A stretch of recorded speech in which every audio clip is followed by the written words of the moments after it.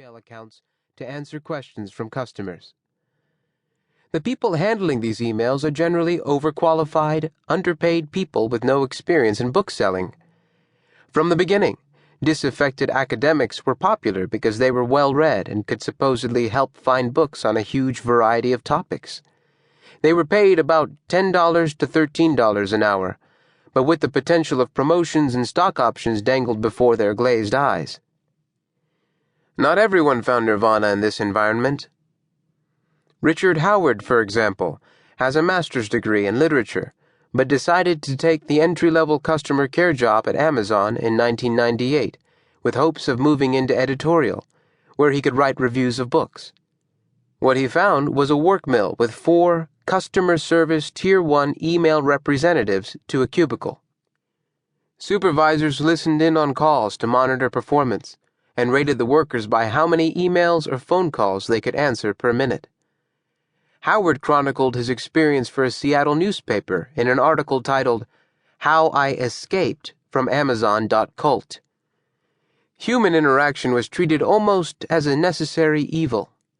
Howard was given a blurb index, a list of hundreds of short, canned answers to cover virtually any question a customer might ask, which he felt were designed to create a blandly conventional zone of contact between Amazon's agents and customers. When Howard got a call from a customer one day asking how to find a copy of James Michener's Centennial, because the customer was interested in Civil War-era fiction, Howard suggested Gore Vidal's Lincoln as a better alternative, just the type of thing a knowledgeable employee in a good bookstore might do. Howard spent 3 or 4 minutes on the call, he said, and was reprimanded by his supervisor. After 3.5 weeks on the job, he was fired for not being productive enough. He took a contract job at Microsoft instead. What the starry-eyed customer service representatives with visions of huge stock options found when starting their jobs at Amazon was long hours and options for just 100 Amazon shares, as long as they performed well for 3 years. The best could answer a dozen emails a minute. Those who dropped below 7 were often fired. The Washington Post did an expose of this dark side of Amazon and quoted one customer service rep as saying, "We're supposed to care deeply about customers, provided we can care deeply about them at an incredible rate of speed." The customer service reps also had to learn the Unix software system the company used, and had to take a 3-week training course at Amazon to learn how everything worked, including how orders for books were submitted, how they were delivered to the warehouse, how they were shelved, how to match orders to the packed books, and how to choose the best shipping method. The most frequent questions came from people who needed help ordering a book on the site or wanted to know where the book they had ordered was. But Bezos knew he would never be able to offer the kind of service one gets from a physical store staffed by human helpers.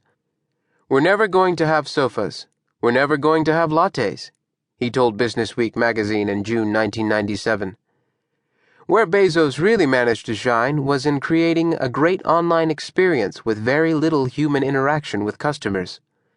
The site had to be simple, fast, and intuitive. It had to offer an unprecedented number of books at the cheapest price possible and deliver them quickly. The whole thing just had to work without problems so that people left the site happy. That seems to be enough for most people.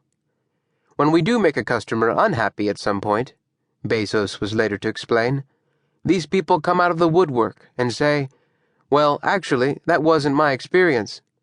Word of mouth is very powerful. That's especially true on the internet, where word of mouth is viral.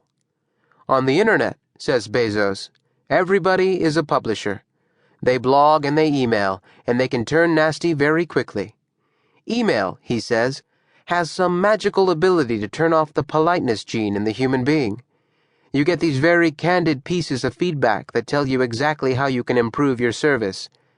If I walk into a restaurant and am served a bad meal, I just leave. I never go find the chef and grab him by the collar and say, "You know, you really shouldn't be cooking."